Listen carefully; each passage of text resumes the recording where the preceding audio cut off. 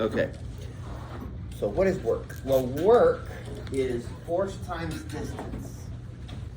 Now, in these problems, units are going to be a big deal. So we need to talk a little bit about units. Let's talk about force. We talked about this a little bit. So like 1 Newton would be 1 unit of force, right? And 1 Newton is 1 kilogram meter per second squared, right?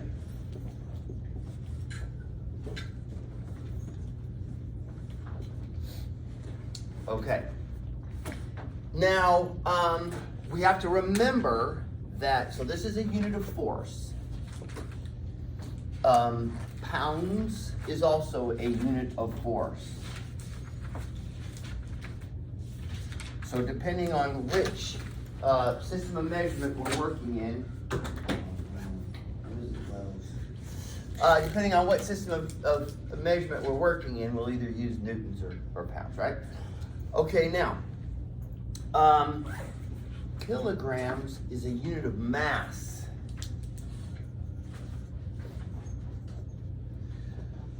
So if I have, say, 10 kilograms here on Earth, it's 10 kilograms on the moon, right? It's a mass. It's a measure of mass. What is different would be the force that 10 kilograms is exerting on the ground on Earth, and the amount of force that 10 kilograms is exerting on the ground on the moon, right? And you guys have talked about this in physics or some science class at some point. So if I have 10 kilograms, what force would it be exerting here on Earth? Okay, so how do we figure that out? Well, Newton told us how, right? What did he say force is? Mass times acceleration. Mass times acceleration. Very good. Mass times acceleration. F equals ma. So let's see. So if I want to figure out the force that 10 kilograms is exerting on the ground here on Earth, then I'm going to multiply the mass times some acceleration. And what would that acceleration be here on Earth? Gravity, which is in metric units? 9.8 meters per second. 9.8 meters per second squared, right? Yeah, very good. Yep.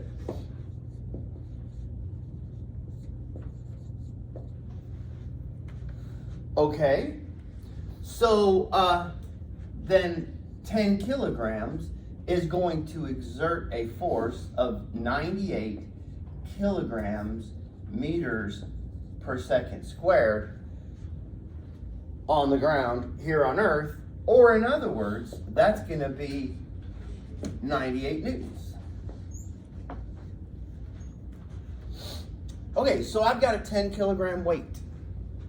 Okay, got a 10 kilogram weight, and I'm going to lift it 5 meters. So I'm going to lift a 10 kilogram weight. Now it's not really a weight though, is it? It's a mass. So a 10 kilogram mass, 5 meters straight up.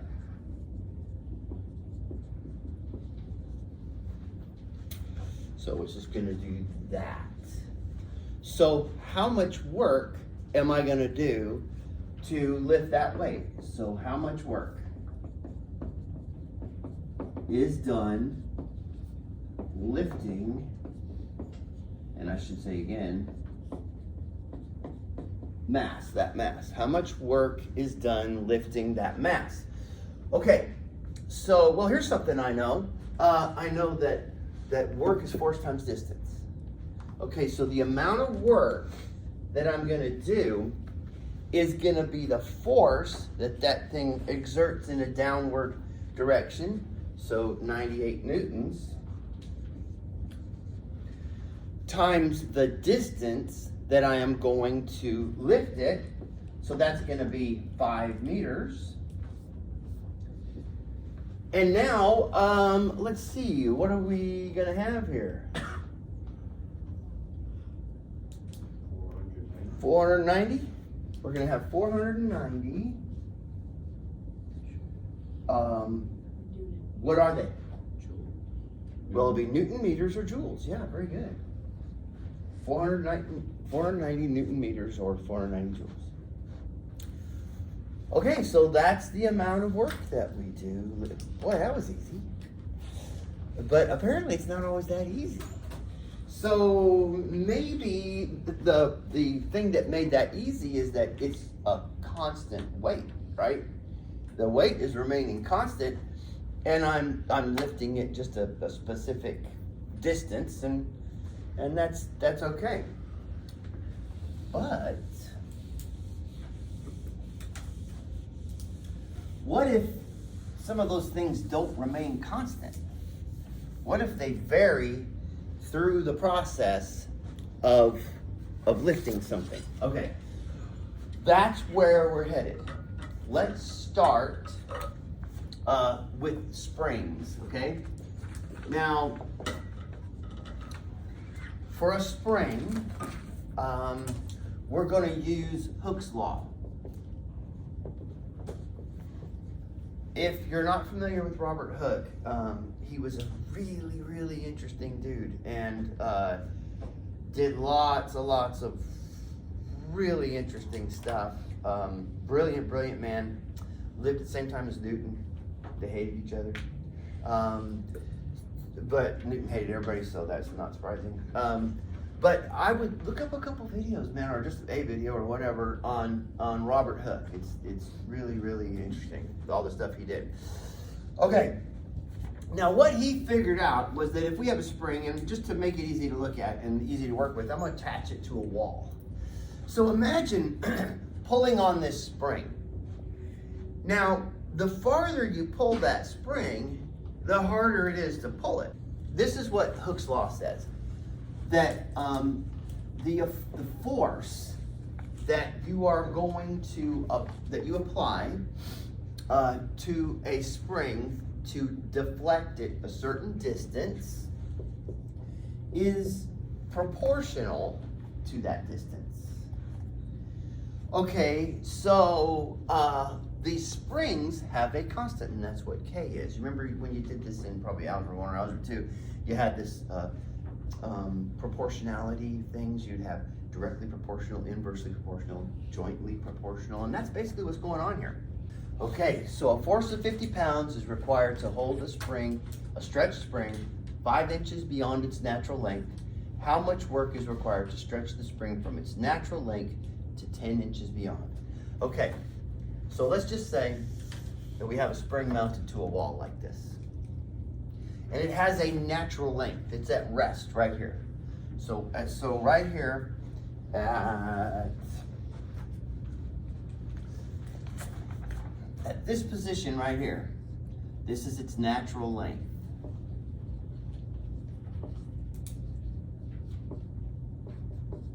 Okay? Now, if I stretch it 5 inches, okay? So now I keep going here, and I stretch it 5 inches, okay? So that distance right there is 5 inches. In order to do that, I have to apply 50 pounds to it. Okay, so I'm pulling on that thing now with a force of 50 pounds. Okay, so let's see then. What I need to do then is I need to find out what that coefficient is for that spring. Okay, so let's see, I've got pounds and I've got inches. I might want this thing to be in feet. Maybe I could, or I could leave it in inches. I mean, it doesn't matter. The amount of work would still be the same no matter how I express it, right? So let's do this. Let's say, so this force of 50 pounds is gonna be equal to that constant, that spring constant, times the distance that I can stretch it when I apply 50 pounds. Now, let's convert it to feet. So 5/12, right, would give us would convert us to feet. Okay, so let's see. What do we got? We got 120?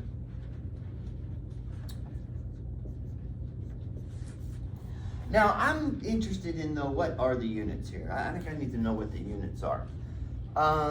So let's do this. So this is inches, right? And 12 is inches per foot, right? So that I could write then as K. Now I would invert and multiply, right? And you see how the inches are going to cancel. So I'd have 5/12. Now just look at the units here. I'd have inches. This is like dividing by a fraction times feet over inches, and now the inches cancel and we have feet, right? Okay, so now I've got 50 pounds over here and I've got feet over there. So when I divide both sides or multiply both sides by 12/5, what are my units going to wind up being here? Pounds. Well, where's feet going to end up? Oh, it's on the bottom, right? So it's going to wind up being pounds per foot. Now let's think about that. Does that make sense when I'm talking about a force exerted and a distance that it is deflected? Yeah, because if this is pounds per foot and I multiply it by feet, then I wind up with pounds, right? So my units agree on both sides of the equation here. Okay, so that's important. Making sure our units agree all along through these problems, because a lot of times you can find your errors just by checking your units out. Okay. Now what I want to do is I want to now take this thing from its natural length to 10 inches beyond its natural length. Now, why is that gonna be significant? Well, now think about this. What we said was that, and what we kind of have experienced in our lives, is that the farther you stretch a spring, the harder it is to compress it, right? And even like, imagine something you're sitting on.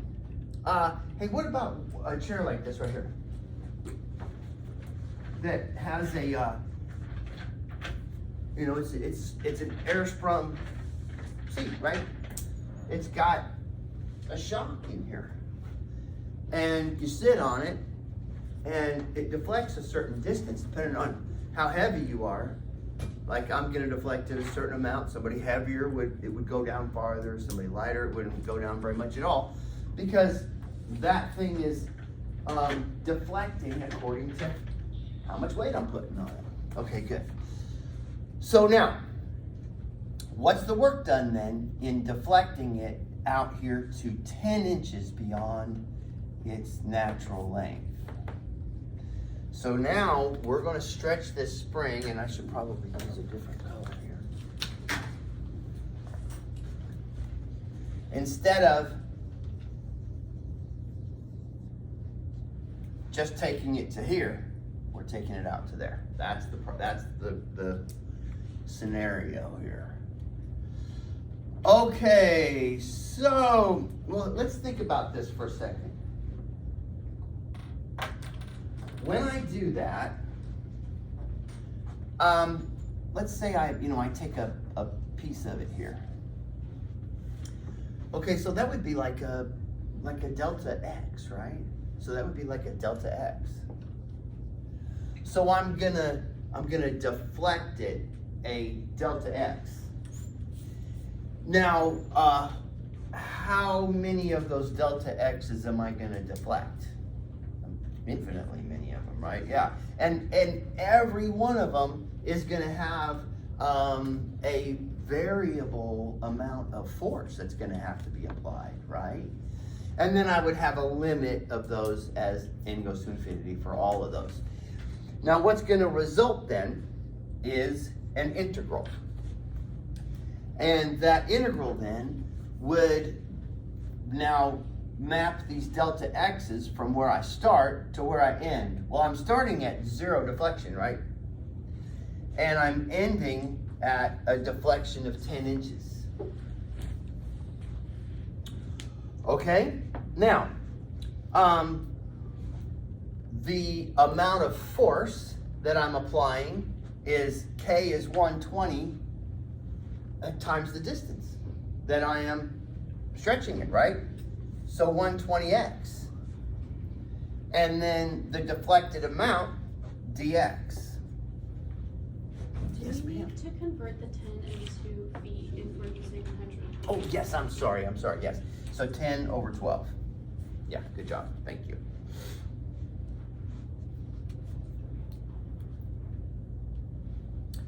Okay, any questions? All right, so now, what do we got here? We got 60x squared. Evaluated from 0, and that's 5/6, isn't it? Okay, so let's see. We got 60 times the square of 5/6 times the square of 0. So we have 60 times 25, and I think I'm gonna call this 3 times 2 times 3 times 2. Because one of those 3 times 2's is gonna make this a 10, right? And then that 2 is gonna make that a 5. So I got 125 thirds. Now, the question is 125 thirds what's?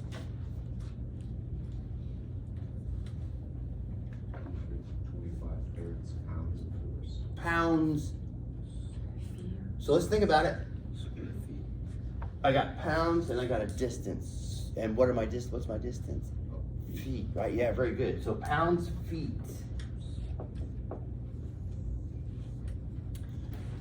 Of 60 newtons is required to hold a spring that has been stretched from its natural length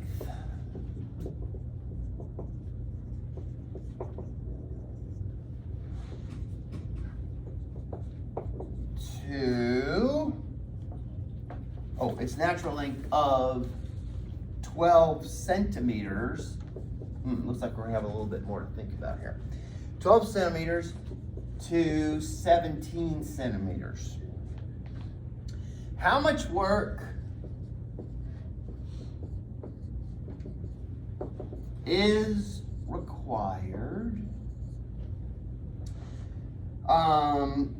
to stretch the spring from 15 centimeters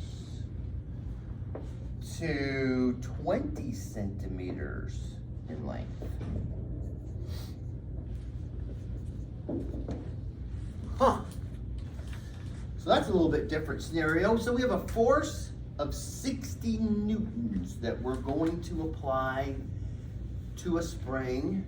And what that's gonna do is stretch it from its natural length of 12 to a length of 17.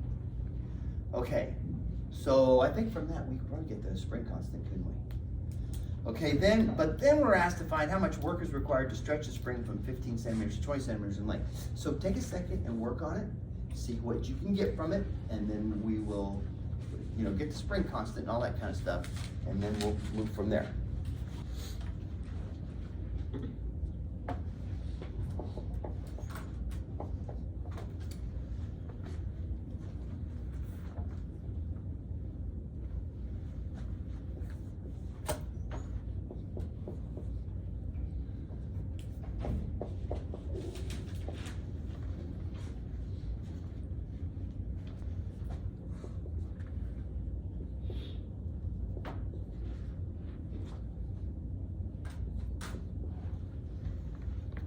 So did we get here so far? That our spring constant, and I'm just gonna leave it in centimeters for now. We'll maybe do some conversions later or something.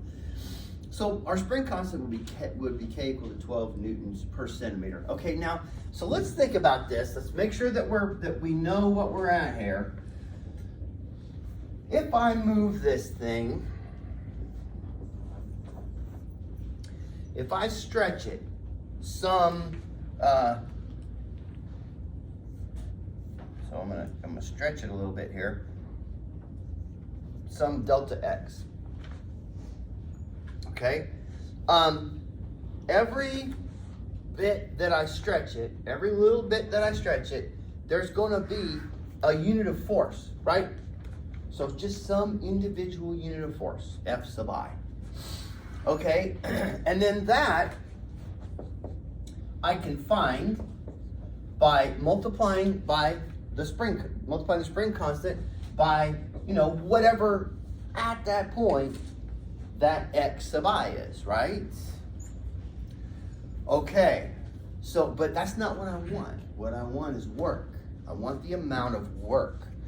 So the amount of work that would be done would be that force times the distance that I would stretch the thing, right? So what would that distance be? How far did I stretch that bit? Delta x? Didn't I stretch it delta x? Okay. Okay, so let's think about this now. Now that right there is kxi, right? Okay, so that one little bit of work, and what I'm doing right now is trying to establish this in a way that we have done everything else. We've done our areas between curves, we've done our volumes of revolution and all that. We've done that by building up sums, and that's what we're doing, is we're gonna build up a bunch of sums of stretching this thing. Okay, so now, we've got this F sub I would be our spring constant, 12, let's see, times whatever that distance is at that point, right? So X sub I, so there's the force right there, this force here, times delta X.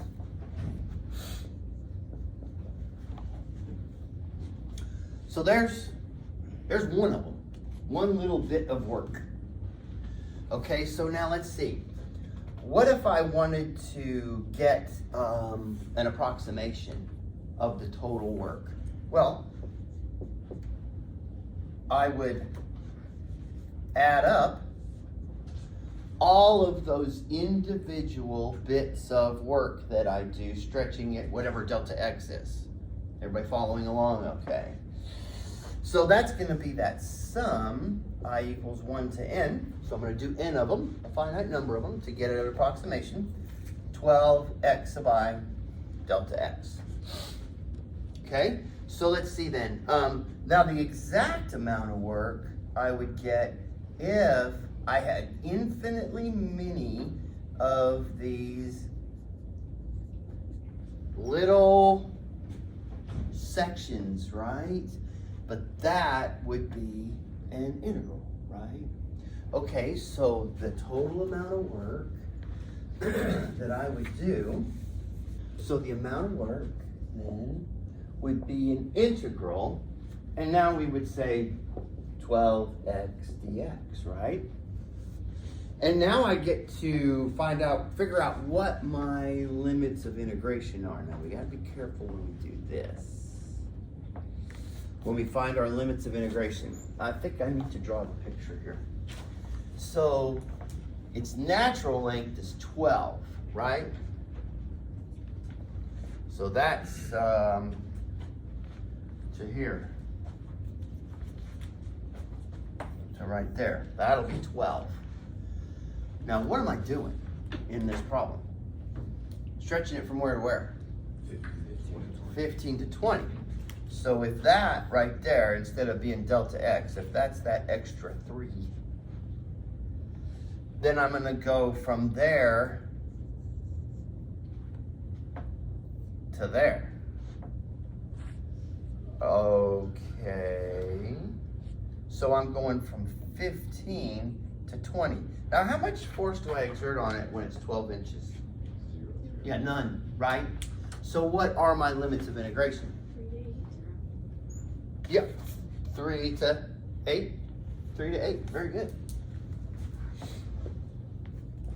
So now, but I've got to be thinking about this a bit because I got to be thinking about my units as I go along, right?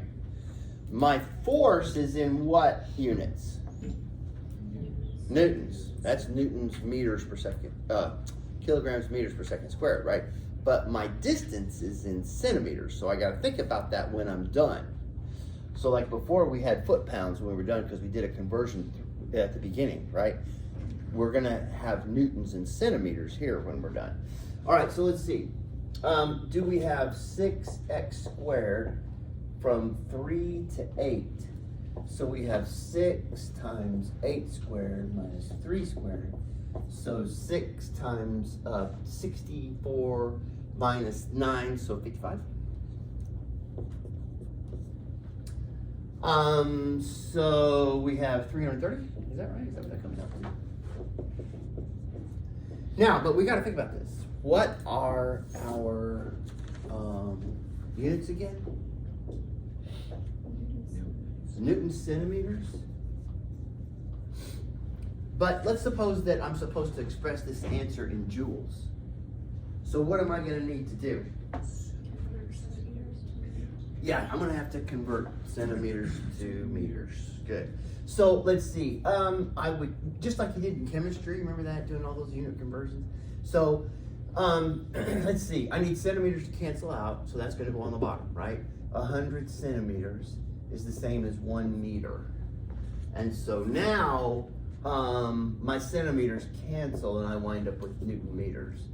And so this is going to be 3.3 Newton meters.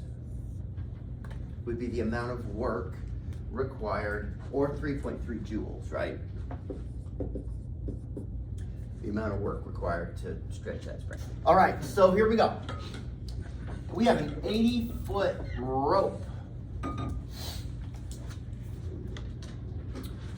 with a weight of 3 pounds per foot.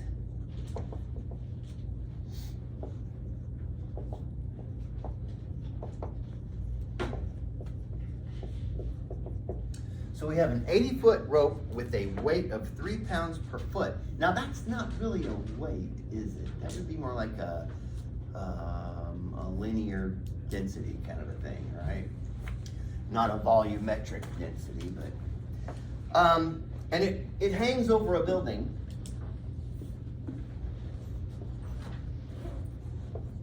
Apparently nobody notices it hanging there. The building is, so it hangs over a building that is 200 feet high, 200 feet tall.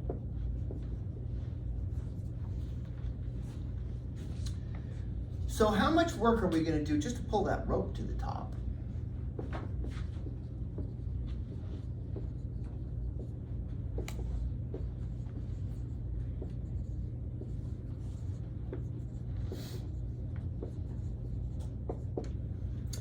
So how much work are we going to do pulling that rope to the top? Okay, so it always helps me to draw a picture. So I've got a building here. And that building has a rope hanging over the side. Now, this building is 200 feet tall. And this rope is 80 feet long.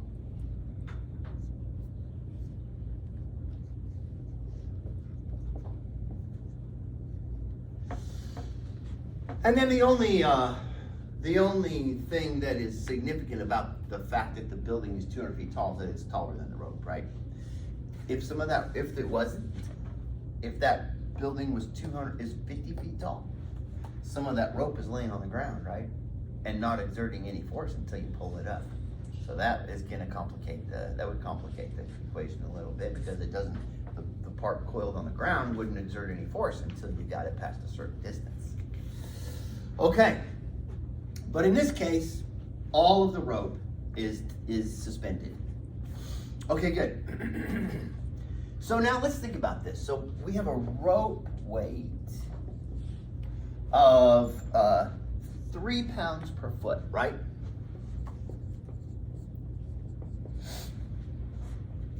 Now let's think about taking a slice of that rope. And so this is the way I always think about these problems, is I'm gonna move slices. I always think about it that way. What? Well, how much work am I doing in moving slices?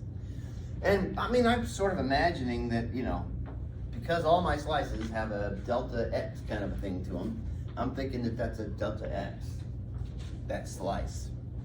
Okay, now, so one slice, so let's talk about that slice right there. So the slice of rope would have a weight. It would exert a force. And the amount of force for that one slice of rope, so F sub I, one of those forces would be 3 pounds per foot. Now let's see here. Not quite, that's not a force, is it? That's 3 pounds per foot. What do I need to do to get a force out of that? Multiply it by the, how much rope there is in that slice? What would that be? Delta X. Yeah, that'd be delta X, right? That amount of rope right there weighs 3 pounds per foot times however many feet there are in that slice. So now I've got 3 pounds per foot times delta X feet. Now I've got a force. I've got pounds. Everybody good with that so far? All right. Now, that little slice of rope right there, it's going to travel a distance, isn't it? Now every slice travels its own distance, right? So what if we do this? Now you don't have to do this way, by the way. You go look up some videos on YouTube for people exhibiting these problems, and you'll find that some of them will call X the total distance, and some of them might call X the distance down to the slice. You just have to when you set the thing up, you just have to be consistent as you set it up. Does anybody ever watch the organic chemistry tutor on YouTube? That guy's he's one of the best out there, I think. He explains very clearly, and he doesn't do a whole lot of a whole bunch of talking before he does it. He just gets into it, man, and he does the problem. Now, Professor Leonard, have you guys seen him? That guy is great. But his are like I'm recording this class right here. So that's what his are. And so there's a lot of building things up and all that. The organic chemistry tutor, he just goes right to the problem, man. And so if you just want something, that's, the most efficient to see a specific problem work, that's an excellent reference. But he has some very, very good videos if you want to watch those. Okay, so now let's continue with this. So this slice of rope travels X feet, right? Any slice of rope is going to travel X feet. So let's think about the amount of work it's going to require to move that slice. So the amount of work, W sub I, for one slice is going to be 3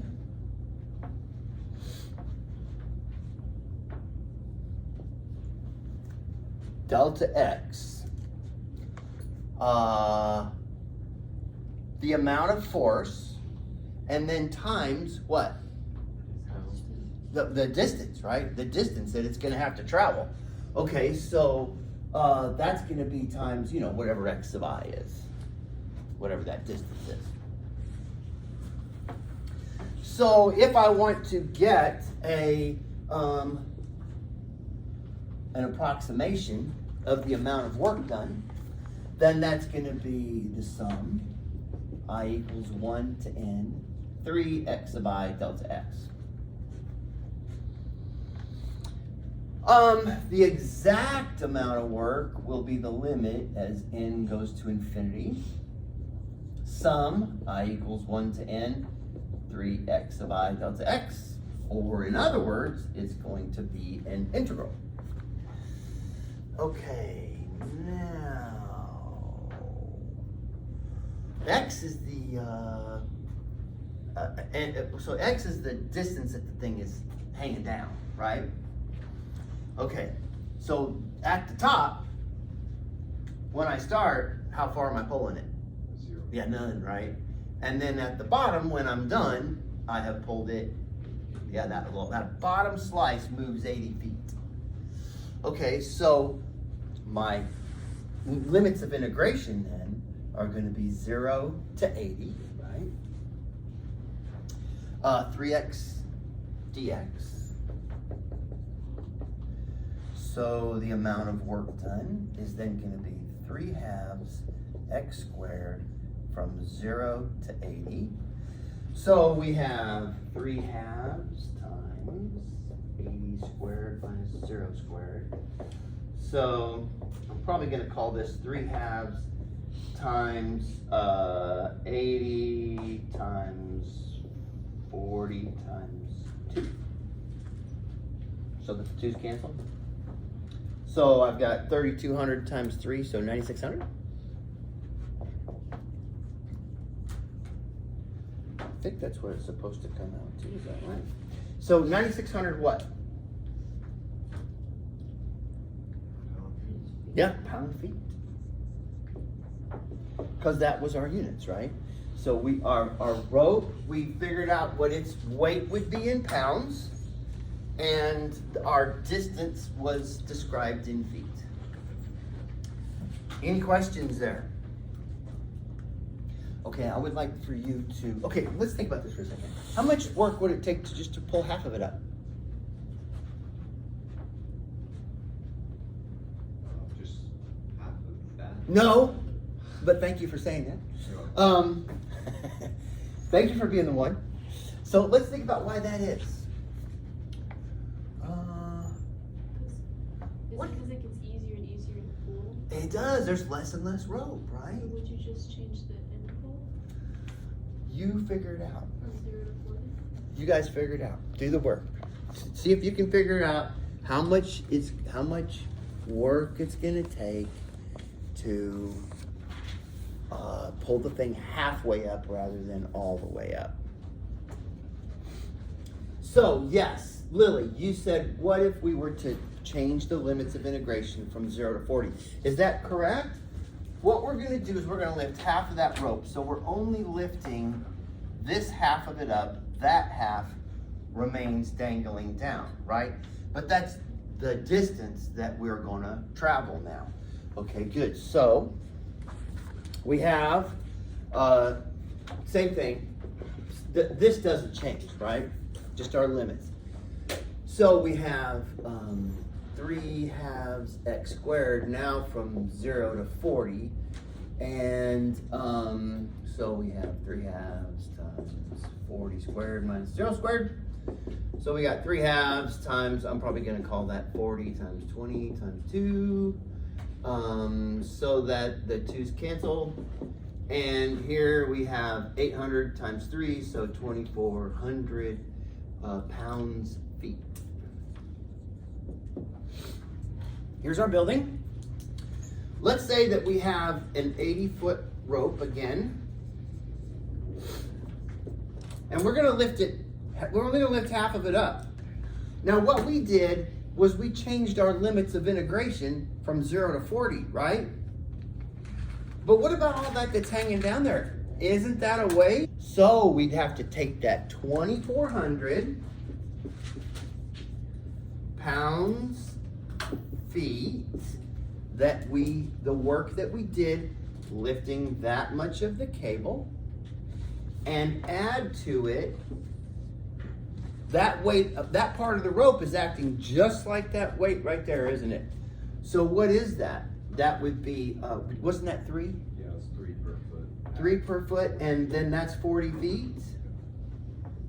So that's 120 pounds. Yeah, that's the weight of the rope. I should have labeled WI equal to. So, or F sub I. So then W, the total W for this right here would be 120. Yeah, that's just pounds right there, isn't it?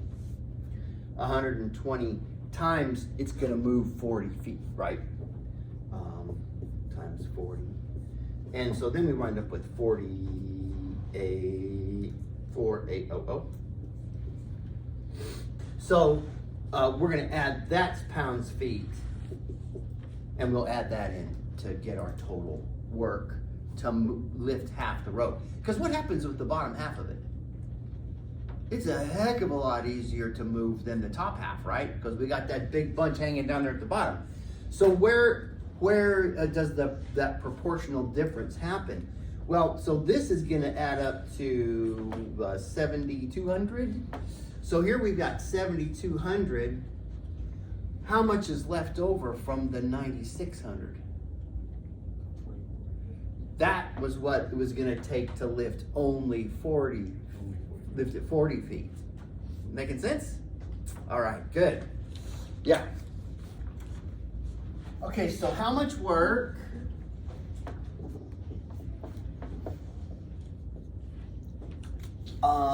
is required to lift a crate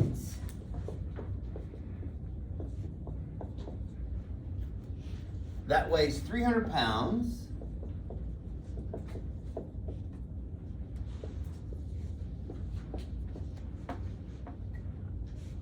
a distance of 200 feet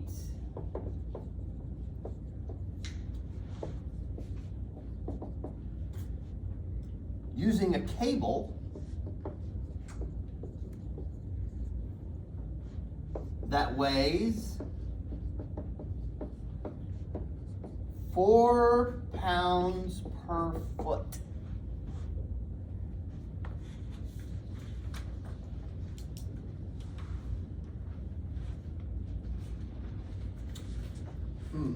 Okay, so we have a weight of 300 pounds. Okay, so, you know, I always imagine something like this. Like, you know, I've got, for some reason, I'm gonna be lifting something 200 feet. So let's say that, you know, I've got some sort of a shaft, let's say, like a well, and there's a weight down here. And that weight is 300 pounds. And then I've got some sort of an apparatus up here, you know, with a crank on it or something that I can rotate in some way. I don't know, it's electric or something. And there's a rope attached to that thing, so it's gonna wind up that cable as it goes up, okay? And the distance then that thing is going to travel is 200 feet.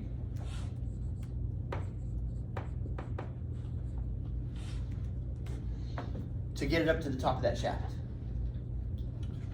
Okay, so how much work are we gonna do? So see if you can spend a second on that. You realize what's happening. We're combining the thing we did at first, where we're just lifting a weight, with the thing we did a second ago with the rope.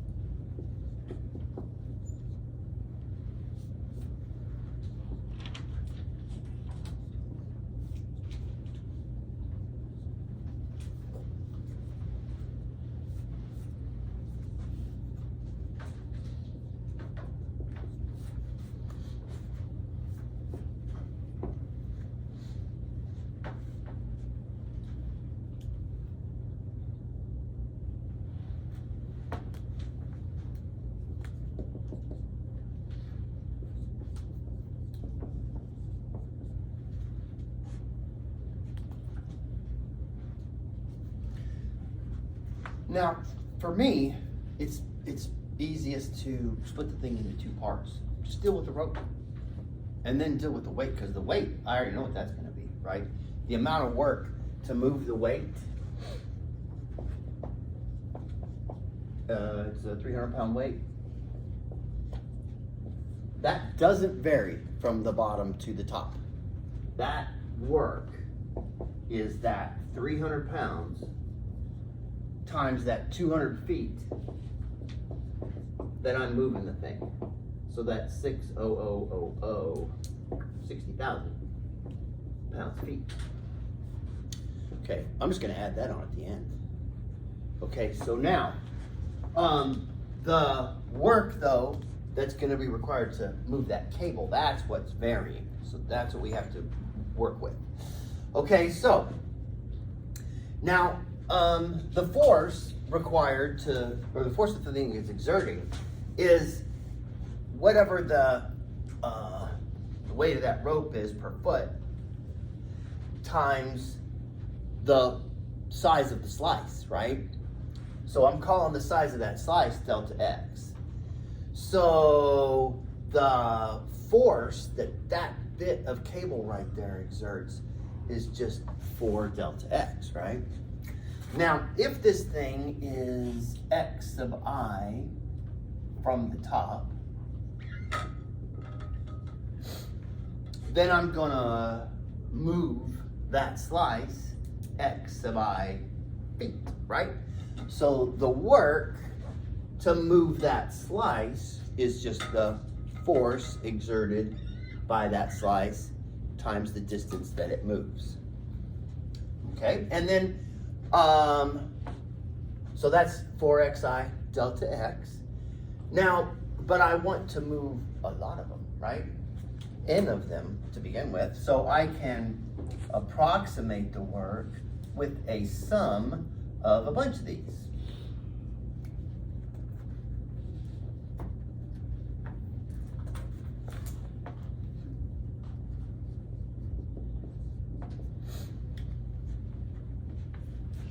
Good so far? Okay, so now if I want to know the exact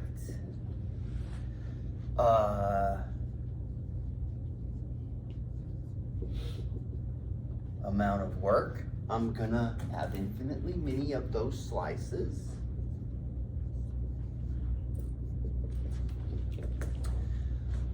And then that's an integral. So what's that integral gonna be? Well, it's gonna be 4x dx, and then my limits of integration?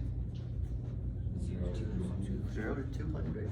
I have a quick question. Yes, Would go ahead. the height of the crate matter in this scenario?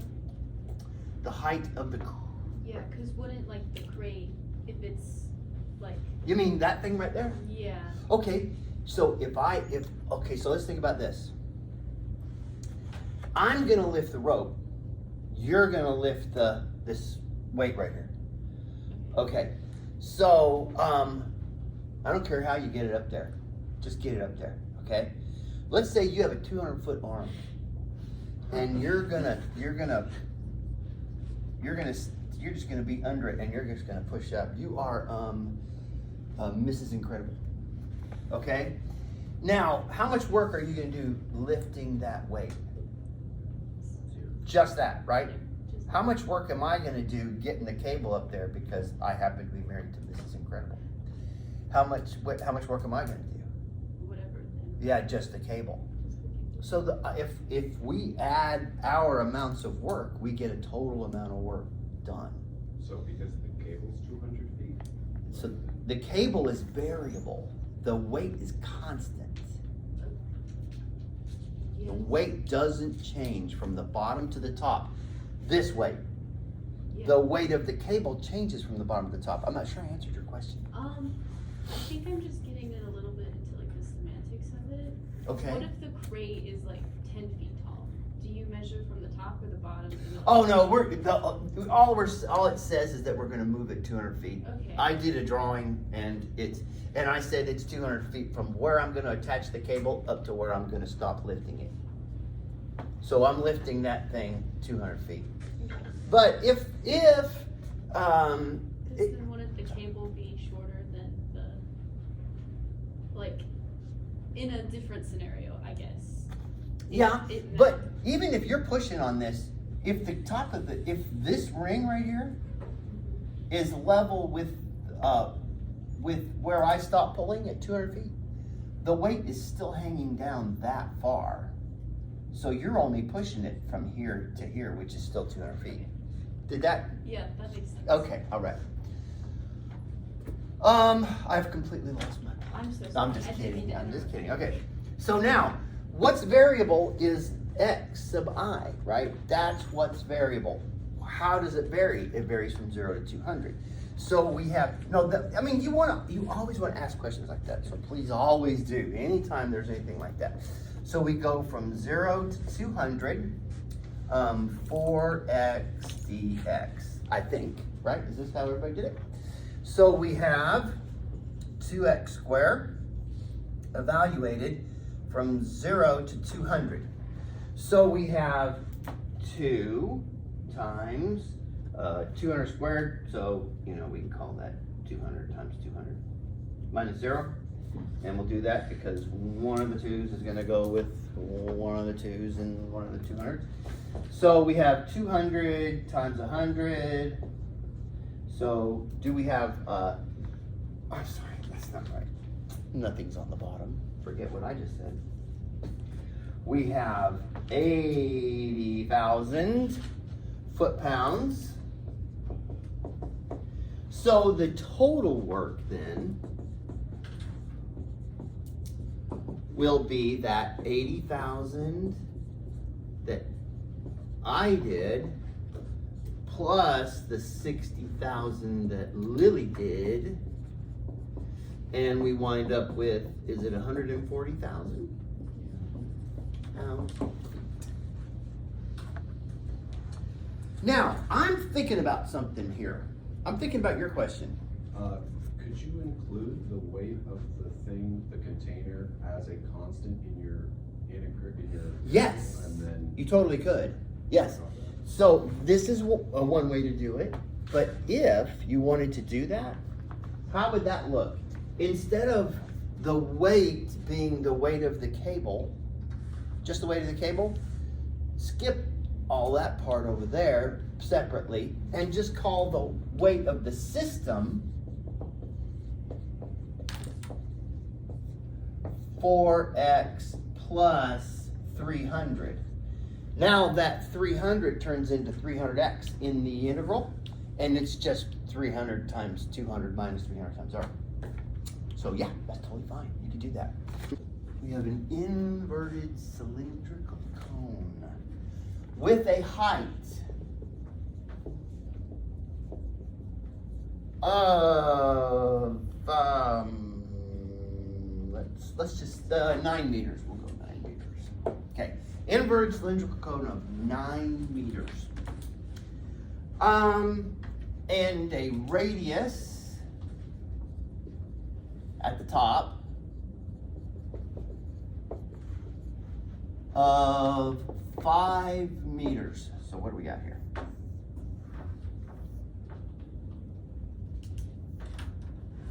Five meters there, 9 meters there.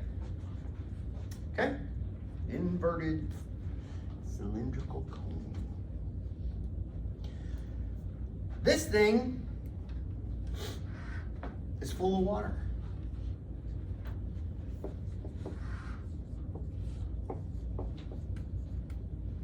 Okay? So it's full of water. We gotta pump it out. Here you are, you're a civil engineer now. And you're working for the water company. And you gotta pay for pumping all that water all over town, right? Okay, so let's see. How much work is required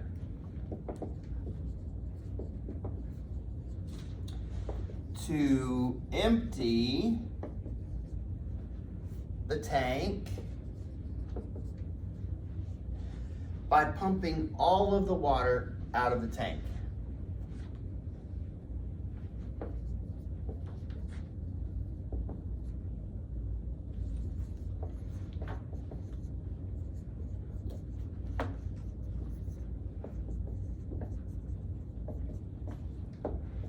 And no, you can't just turn on the pump and put a watt counter on your, Can't work backwards. no, because why? Because maybe you're trying to determine if your pump has lost efficiency.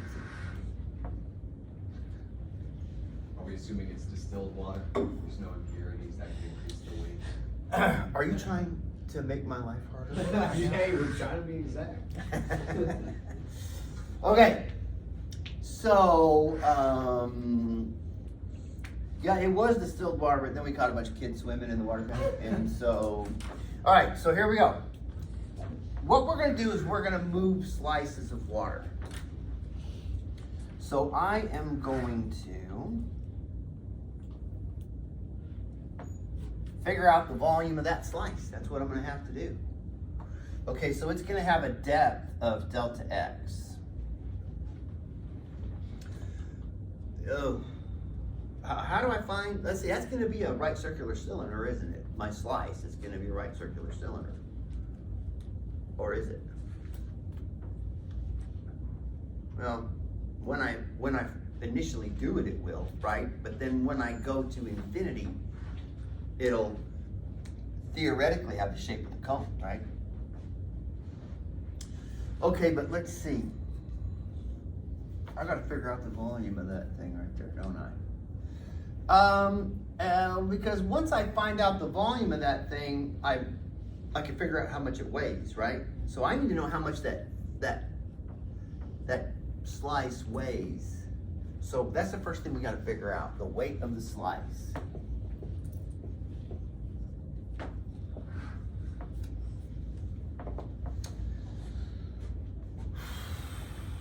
Well, if I'm gonna know the weight of that slice, I'm gonna need to know its volume, right? And if I'm gonna know its volume, darn it, I'm gonna have to know its radius, aren't I? Because the volume of that slice, the volume of that one slice, isn't that pi r squared h?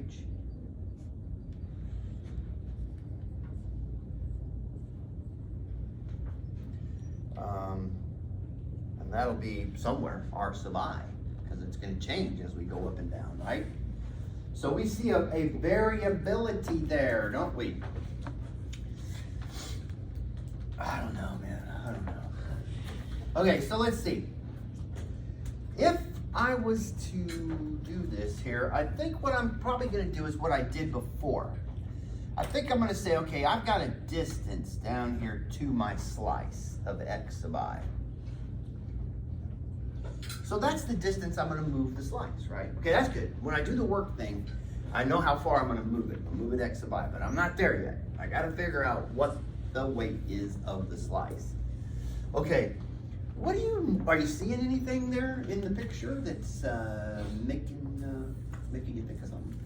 How I'm going to get that radius right there, r sub I. That's what I'm after right now. Is anything in that picture occurring to you? Go ahead.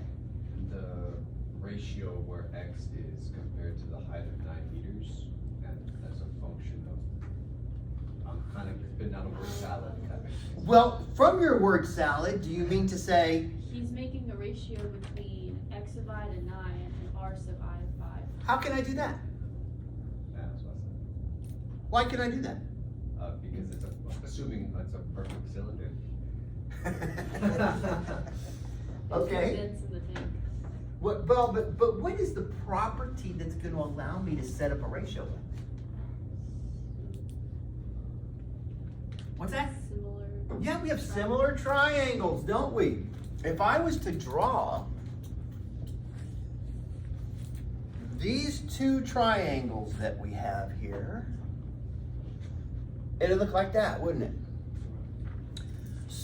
So they're similar. How come they're similar? Because they have the same angles. That's right. Okay, so I tell you what, I'm not gonna draw it like that. I'm gonna draw it like this because you probably remember doing it this way, right? So if I'm told those are similar triangles, and I'm told this is 5 and this is 9, and this is what I'm looking for right here. If I'm gonna set up a ratio, I can set these ratios up in a couple of different ways, right? We could do matching sides to matching sides, which I think is what you guys said, right? If I'm looking for R sub I, I'm probably gonna put these on the top though, aren't I? Because after I solve, I want that R sub I on the top. So I think my ratio might look something like R sub I over 5 would be equal to whatever that is over 9, right? Matching up sides. Any questions about that? Well, darn it, what's that side? X sub I. I don't think so. X sub I is the distance here. The 9 minus x sub I. It would be, wouldn't it? The total distance from the top of the tank to the bottom of the tank is 9, right? If I take away that much, I'm left with this right here. And that's the side of this triangle right here. Is everybody good? Okay, good. So I'm gonna put 9 minus x sub I right there. Now, if I wanna solve, all I gotta do is multiply both sides by 5, right? So R sub I is gonna be 5/9 times 9 minus x sub I. You know, it probably is gonna help me out to multiply that through. So I have 5 minus 5/9 x sub I think, don't I?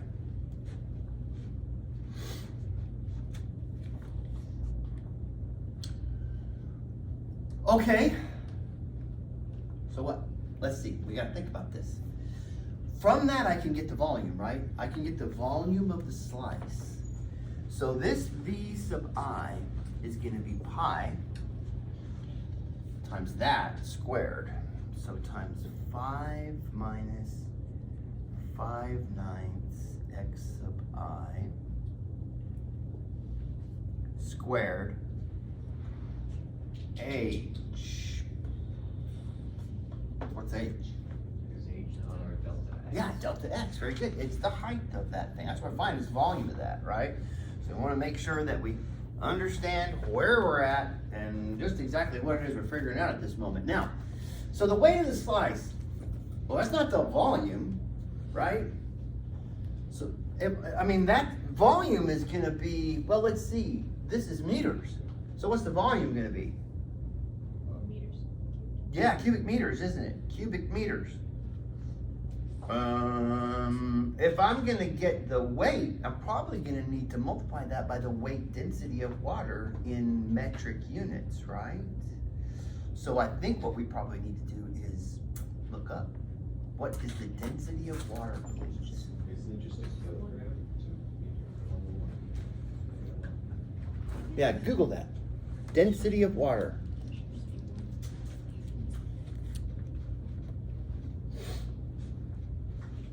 Gram per milliliter, so it's a kilogram per liter. So the density of water, I think what you're gonna find is like 1,000 kilograms per cubic meter. 937. Yeah, so let's go 1,000.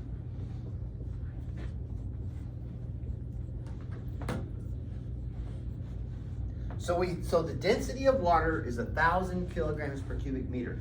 Now, if I multiply that by the volume, okay, so now we're headed towards the weight of the slice, right? Okay, so if I take the density, 1,000 kilograms per cubic meter, and then I multiply that by the volume, that's gonna be pi 5 minus 5/9 xi squared delta x. But what are the units here? Kilograms. Oh, no. Meters cubed. Yeah, cubic meters. What am I left with here? Kilograms. Is that a weight? Yeah. Mass. the mass. What do I gotta multiply that by? Yeah, 9.8 meters per second squared. Now, does everybody see why? Because force is mass times acceleration. When we wound up with just the mass of that slice, we needed to multiply that by the force, or being the acceleration due to gravity, in order to convert it to a force. Did that work out? Let's see. Cubic meters cancel. Now I've got kilograms meters per second squared. That's newtons, right? That is our force. That's what we were after. Okay, so now we have the weight of the slice.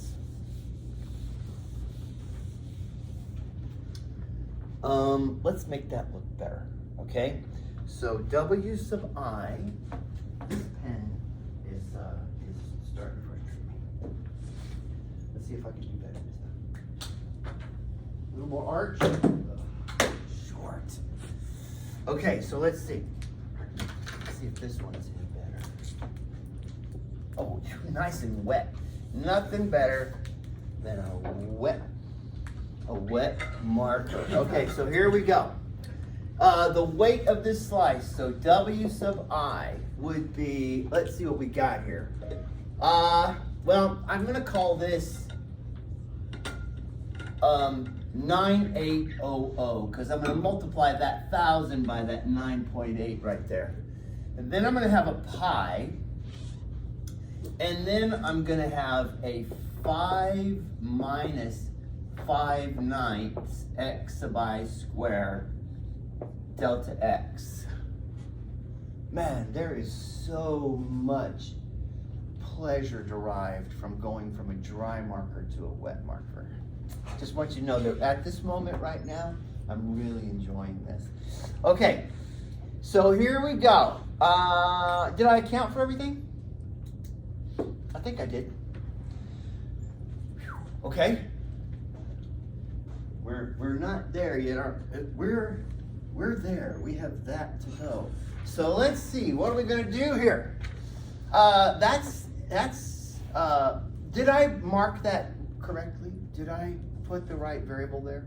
Did I put the right letter for what that is? I think what I was supposed to put there was F, wasn't I? Isn't that a force? I gotta come up with the work. What would be the work required to move that slice out of there? Multiply it by 9. Multiply by what? 9. No, try We should again. multiply by by x. X sub I.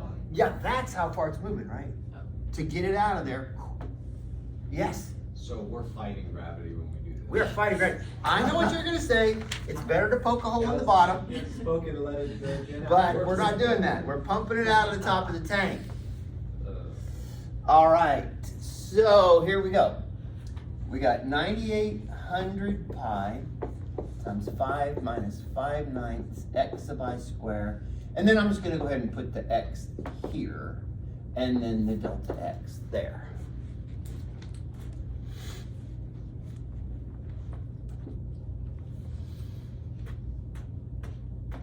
Okay, so let's see. There's one work. We're gonna do a bunch of them, right? So, the approximate total work would be sum, I equals 1 to n, 9,800 pi. You know, I'm just gonna go ahead and put the x sub I here. 5 minus 5/9 x sub I squared, delta x.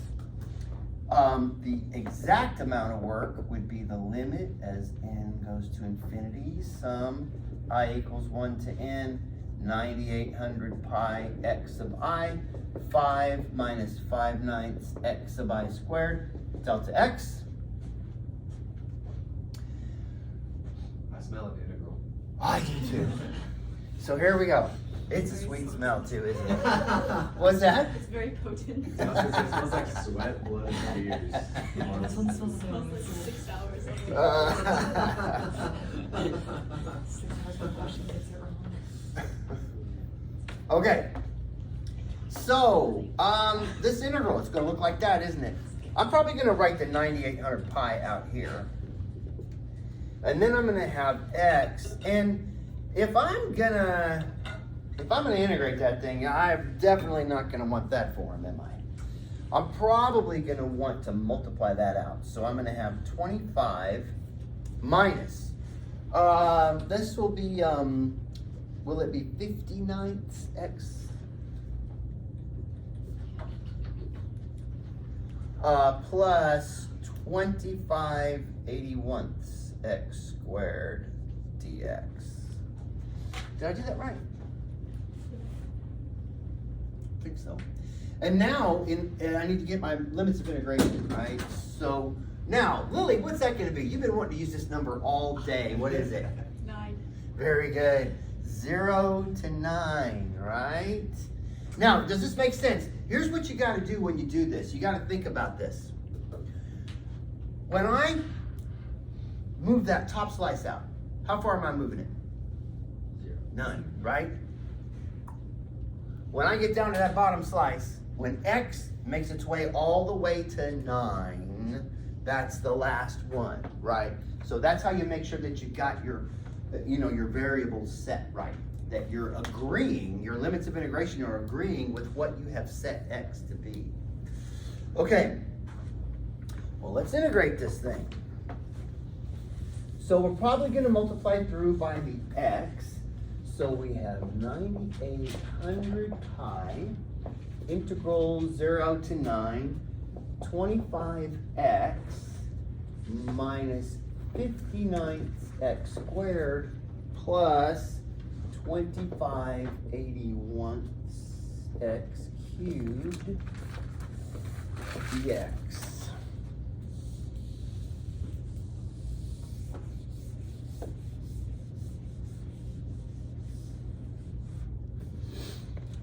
Okay.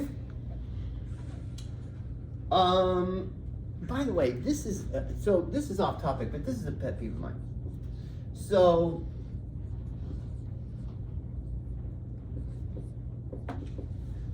when we say these little suffixes for numbers, we've got first, second, third, fourth, they're all different, right? And then we get to fifth, sixth, well, then they get consistent. So why couldn't we have just used this all the way around?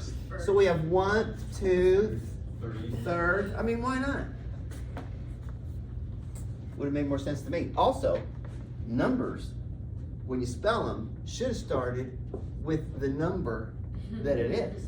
So like 1 should be 1 and 2, and that's my favorite right there, 4. Wouldn't that have been better? What does this have to do with integrals? I'm curious. Well, nothing, I said it was off topic. Oh, are we integrating from 1 Just to a 6? pet peeve of mine. All right, so here we go. We have 9800 pi. Now we've got 25 halves x squared minus 50 27s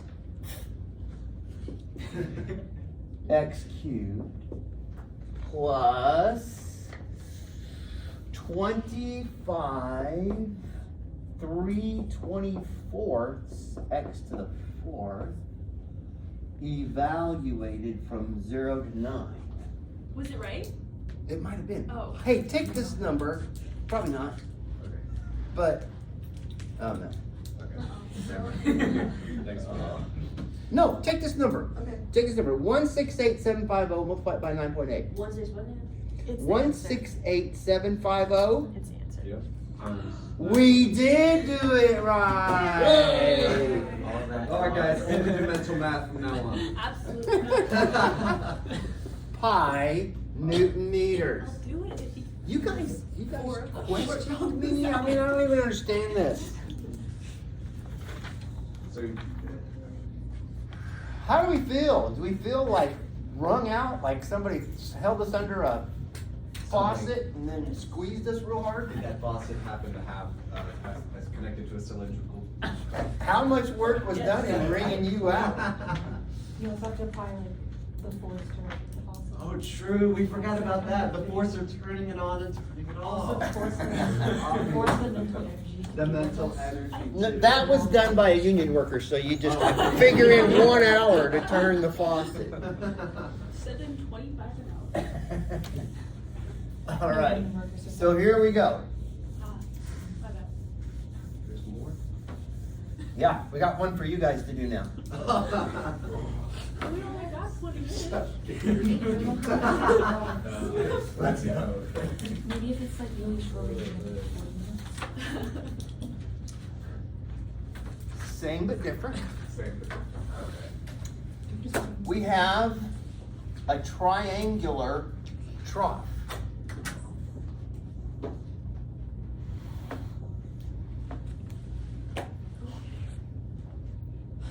not an artist. Okay, so this triangular trough is 3 meters here, and there's a spout that the water's gonna come out of. And we're gonna pump it out of that spout. Why can't we just put it on the bottom? Literally. What is this? And so we're gonna pump that out of that spout. So this thing is full of water. So we have a slice of water. There we go. So we have this slice of water right here. That's the one we're gonna work with. Let's do this. No, you guys go ahead and figure it out. 3 meters. It's a nice perfect drop. And it's 8 meters long.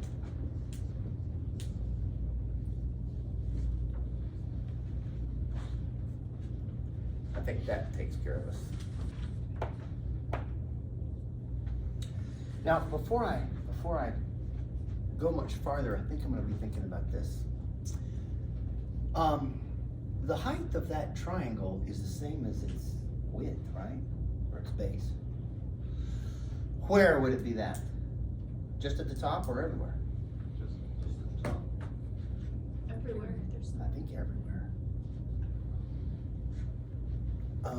I think if I was to look farther down in the trough, and if this was, say, X, well, there's gonna be similar triangles, aren't they? So that right there is also gonna be X. Now I need an expression for the width of this thing, right? Because that's just a cube, basically, right? It's length of width times height. Now if I say, okay, this thing is gonna be X wide, then don't I dictate to myself that height right there is X? Don't I do that? I think I do. So now remember before we were saying, well, we'll let X be the distance from the top down. Looks to me like in this one, if we really want this to be convenient, it's gonna be from the bottom up to the slice. I think that's gonna be a thing. So we have to think these things through as we do these problems. Others, it won't even be like that. It'll be other stuff. But you gotta think it through as you get convenient variables for finding out how much each of those slices weighs. Okay, so if that's the case, then well, actually the volume of the slice isn't too bad then, is it? That'll be this dimension X, it's 8 Yeah. all the way up and down the trough, right? So it's 8x sub I delta x. There's the volume. So the force exerted on the world by the slice would be, now let's see, what do I got going here? I got cubic meters, don't I? So that's a volume. What do I need? 1,000 liters. Yeah, I need the density, right, of water. So that's 1,000 kilograms per cubic meter times the number of cubic meters times gravity, right?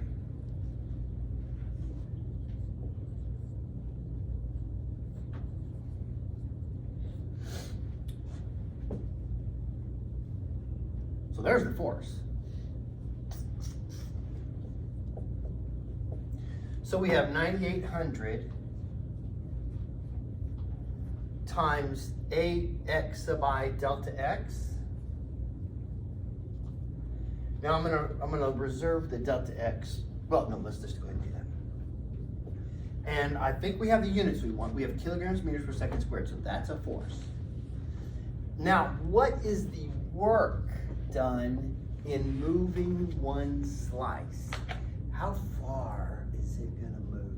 You're moving it the height of x plus 2.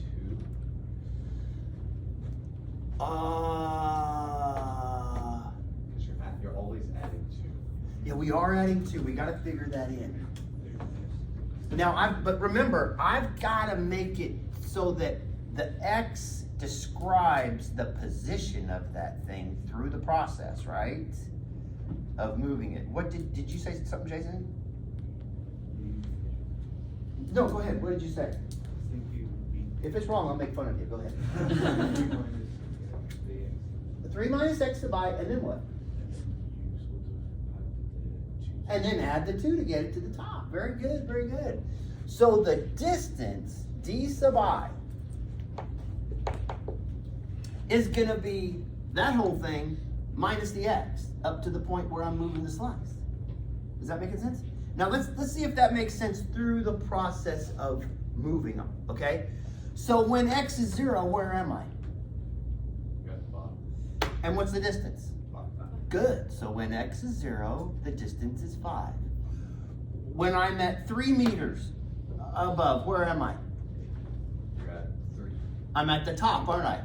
How far do I have to move that top slice? 2, right? 5 minus, oh, I didn't write it down yet. 5 minus x is 5 minus 3 is, the last one goes 2 meters. Very good. So there's my distance, 5 minus xi. Allison? Doing good? Is that your distance, not your work? Or That's my distance, yes, thank you very much. I misspelled D.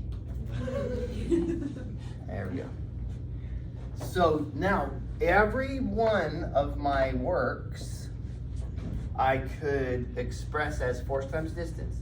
So 9,800 times 8x sub I times 5 minus x sub I delta x. Now, I have one little slice of work there. Now I gotta move those things. I gotta do the whole work. So you guys finish it out, please.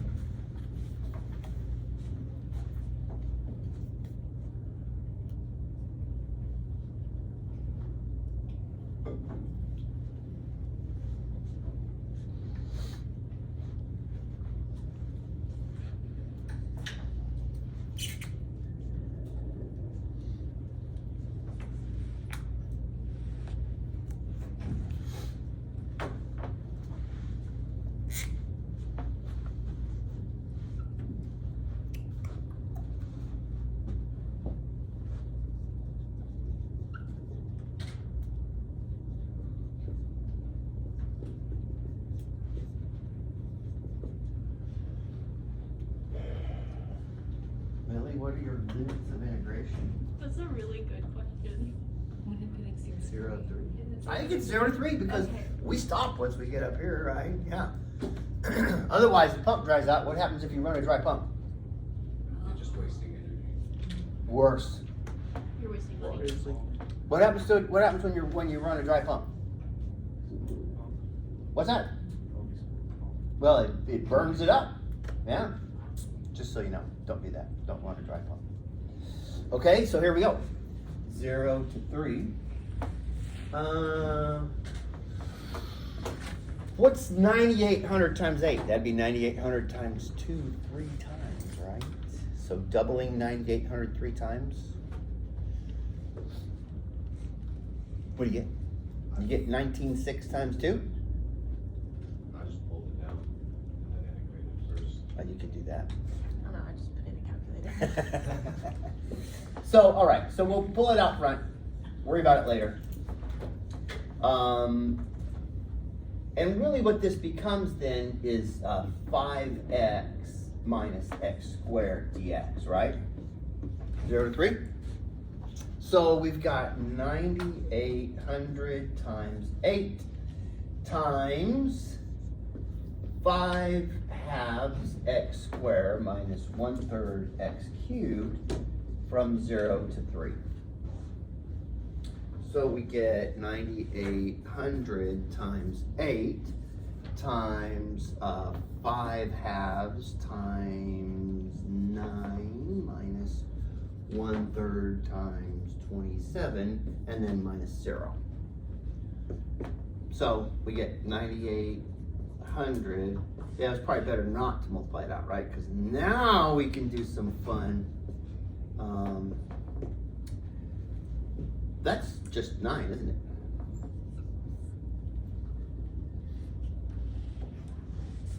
So what's this come out to? Has anybody worked it out? I'm running out of time for the mental math. 1058400.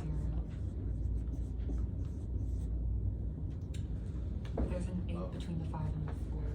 So it'd be like a 105 8400. 8400. Thank you.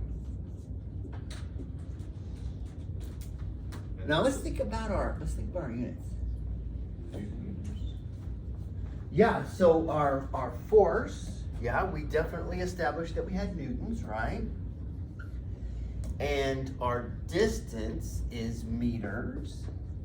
So our work units will be Newton meters or joules, right?